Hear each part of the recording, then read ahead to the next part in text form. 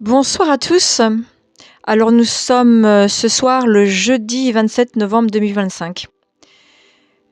Ce soir, j'aimerais vous partager mon cœur, ce que j'ai dans mon cœur, et c'est assez lourd. Je ne compte pas faire une longue vidéo, je compte juste faire une intro, un préambule de ce que j'exposerai plus tard dans une autre vidéo. Donc là, je vous le dis tout de suite, je n'ai pas préparé, je vous dis ce que j'ai dans mon cœur, je connais les passages. Donc nous allons sans plus tarder dans le premier passage, dans 1 Jean, dans la première épître de Jean, au verset 5. Voici le message que nous avons entendu de lui, et lui, eh bien, c'est Jésus-Christ, et que nous vous annonçons. C'est Jean qui parle, et Jean, effectivement, a été un disciple témoin de Jésus. Il a partagé sa vie pendant son ministère terrestre de 3 ans et demi. Et voici ce qu'il dit. Dieu est lumière. Il n'y a pas en lui de ténèbres. Si nous disons que nous sommes en communion avec lui, avec Dieu, et que nous marchions dans les ténèbres, nous mentons. Et nous ne pratiquons pas la vérité. Alors, petite explication évidente, je crois, pour chacun d'entre nous, c'est que oui, Dieu est lumière, et la lumière est opposée aux ténèbres, tout comme les ténèbres sont opposées à la lumière. Il n'y a pas possibilité de communion, de mélange, de partage. C'est soit on est dans le camp de la lumière, ou nous sommes dans le camp des ténèbres. Donc, celui ou celle qui dit être en communion avec le Seigneur, donc avec Dieu, avec la lumière, mais qui ne pratique pas, qui ne marche pas dans la lumière, eh bien, c'est un menteur, un hypocrite. Donc, et ce passage ne s'adresse bien à cette lettre, cette épître s'adresse à des croyants. Parce qu'il est évident que dans le monde, eh bien, le monde ne connaît est sous l'égide du prince des ténèbres. Donc le monde n'est pas dans la lumière. Donc là, ce passage s'adresse à des personnes qui sont croyants ou professants de la foi en Jésus-Christ, donc de la lumière. Donc c'est un avertissement, donc il est possible d'avoir reçu le témoignage de Jésus et d'être un hypocrite, un menteur. Et si nous faisons un peu le constat, nous examinons un peu dans nos vies, eh bien nous voyons que tout n'est pas aussi tranché, que l'hypocrisie, que le mensonge peut faire partie de nos vies. C'est pas donc le Seigneur ne nous condamne pas, mais il nous prévient. Il nous dit ne reste pas. Et d'ailleurs, on voit un peu plus tard que suite à ça, il est évident et il est dit que si nous disons que nous n'avons pas de péché, nous nous séduisons nous-mêmes. Et la vérité n'est pas en nous. Donc voilà, c'est clair. Et donc le Seigneur nous invite un peu plus tard, enfin dans le verset juste suivant, il nous dit si nous confessons, donc si nous reconnaissons, si nous confessons, ça veut dire avec notre bouche. Si nous disons avec notre bouche, de tout notre cœur, eh bien, nos péchés, nos transgressions, nos manquements, nos fautes, eh bien, Dieu, Jésus est fidèle et juste pour nous pardonner nos péchés et nous purifier de toute injustice. Voilà. Donc nous sommes tous concernés. Donc maintenant, nous allons passer à un autre passage de 1 Jean, au chapitre 2, verset 21. Je vous ai écrit non parce que vous ne savez pas la vérité,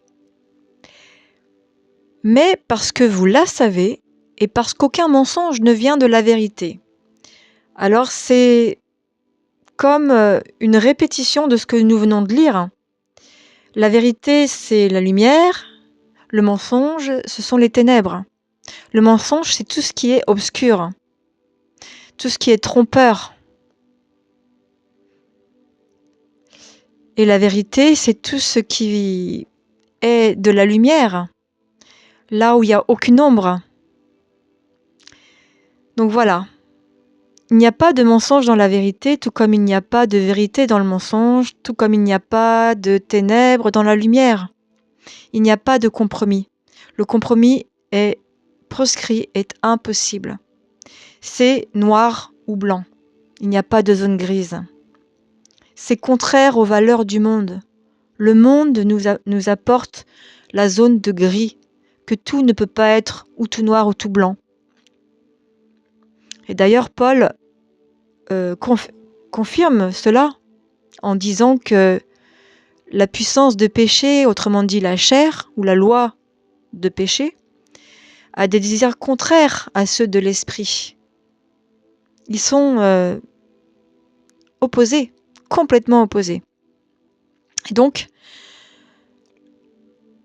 il y a un moyen pour nous de nous examiner, eh bien, c'est de méditer la parole, de faire la parole nôtre, puisque la parole, le psaume 119 au verset 105 nous dit que la parole est une lampe à nos pieds et qu'elle est une lumière sur notre sentier. C'est elle qui nous éclaire. Dieu nous éclaire. Il nous a transmis ses oracles, il nous a transmis ses écrits qui sont esprit et vie, pour notre bien, pour que nous vivions en harmonie avec notre Créateur et entre nous. Cette parole, c'est elle qui nous donne le discernement, parce que le discernement ne nous tombe pas comme ça du ciel, paf, c'est pas automatique. C'est le fruit, si vous voulez, le résultat d'une marche, d'une piété. C'est le résultat d'une relation intime avec le Seigneur, avec Dieu. C'est le résultat de la connaissance intime de la parole de Dieu, de la parole de justice. Ce n'est pas moi qui le dis, nous allons aller dans l'épître aux Hébreux, au chapitre 5, à la fin du chapitre 5.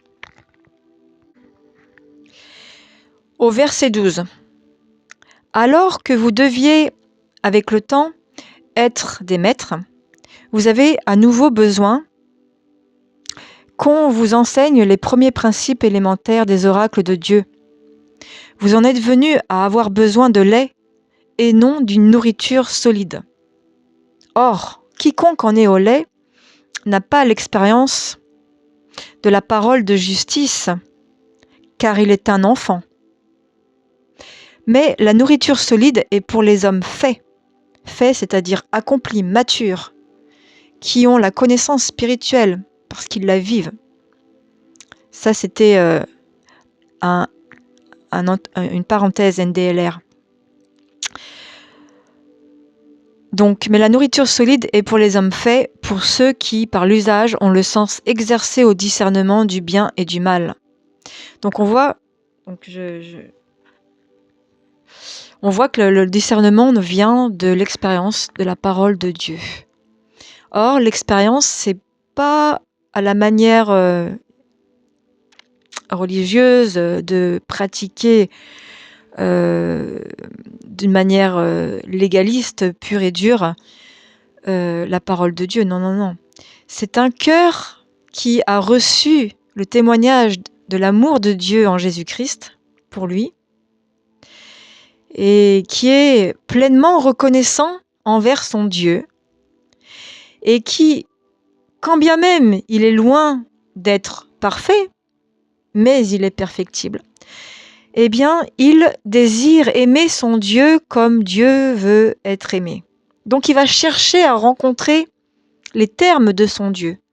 Et les termes de son Dieu, eh bien, lui sont exposés dans ce qu'on appelle la Bible. Donc c'est vraiment une nourriture quotidienne. Une nourriture quotidienne dont nous devons et nous avons besoin de nous nourrir. Et cette nourriture, elle nous vient de Dieu directement. Voilà, donc ce discernement nous vient de Dieu effectivement, mais par notre propre faim, par notre propre soif. Dieu peut se servir des uns et des autres effectivement pour parler, mais là où il parle le plus, c'est dans une recherche c'est quand nous sommes dans un cœur à cœur, une intimité avec lui. Donc voilà, le Seigneur nous invite à le connaître, lui, non pas par l'intermédiaire des uns et des autres, parce que ce n'est pas possible. On ne connaît pas quelqu'un par l'intermédiaire, on connaît quelqu'un en passant du temps, en présence, en présentiel, en face à face avec cette personne. C'est pas en entendant parler de la personne. Ce n'est qu'un rapport. On a l'impression peut-être de connaître la personne parce que cette personne-là qui nous parle de cette personne qu'elle connaît trop bien, eh bien, on a l'impression d'être proche. Mais cette personne ne nous connaît pas. Donc, la connaissance vient, est bilatérale. Donc, si nous ne connaissons pas la personne ne nous connaît pas et si la personne ne nous connaît pas, nous ne pouvons pas clamer la connaître. D'accord? Donc Emmanuel Macron, nous le connaissons tous, nous savons tous qui il est, mais il ne te connaît pas personnellement. Voyez? Donc c'est un peu gros ce que je vous dis, mais bon voilà, c'est un peu la même chose dans la relation, dans notre approche avec Dieu. Si nous écoutons des hommes en nous persuadant qu'en fait, qui parlent de Dieu, en nous persuadant qu'en fait c'est une relation, c'est ça l'intimité, c'est ça passer du temps avec Dieu, nous séduisons nous-mêmes. Donc, il est essentiel et incroyablement important, urgent, d'aller nous-mêmes à la source, à la parole de Dieu, avec ce cœur désireux de le connaître. Parce que vous savez, Dieu aime tous les hommes.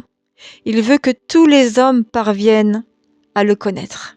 Que tous les hommes parviennent à se détourner de leurs iniquités, pour le connaître. C'est le cœur de Dieu. Il aime tous les hommes. Il s'est donné pour tous les hommes, par amour. Mais être aimé de Dieu n'est pas l'équivalent d'être connu de Dieu. Pour être connu de Dieu, eh bien, il faut avoir ce désir de le connaître. Et oui, c'est une relation. Donc, je voulais vous dire ce soir, je voulais amener en fait une réflexion sur un avertissement sur les discours de la séduction. La séduction qui est fine, la séduction qui n'est pas grossière. La séduction partira toujours de la vérité, mais elle sera dans la distorsion. Sinon, elle ne pourrait être crédible. Parce que la séduction, par définition, elle veut détourner ceux qui sont attachés à la vérité, elle veut les détourner pour les amener à croire, à mettre foi à autre chose que la vérité. La séduction est puissante. Ceux et celles qui sont séduits et qui parlent, qui professent le nom de Jésus, mais qui sont eux-mêmes séduits, sont puissants. Parce que c'est pas leur propre habileté, euh, leur propre éloquence qui séduit. C'est parce que ce sont des esprits séducteurs qui les animent. Paul dit carrément à Timothée que ce sont des doctrines de démons. Et il ne s'adresse pas à des non-croyants. Il s'adresse à des croyants. Donc c'est clair. Il faut se garder, il faut garder nos cœurs plus que toute autre chose. Il faut chérir la vérité. Il faut avoir l'amour de la vérité pour ne pas nous laisser séduire, frères et sœurs. Donc là, je vous parle mon cœur. Donc c'est pas nouveau pour moi. C'est une affliction, une tristesse que j'ai depuis longtemps dans mon cœur. Mais aujourd'hui, avant, je vous aurais parlé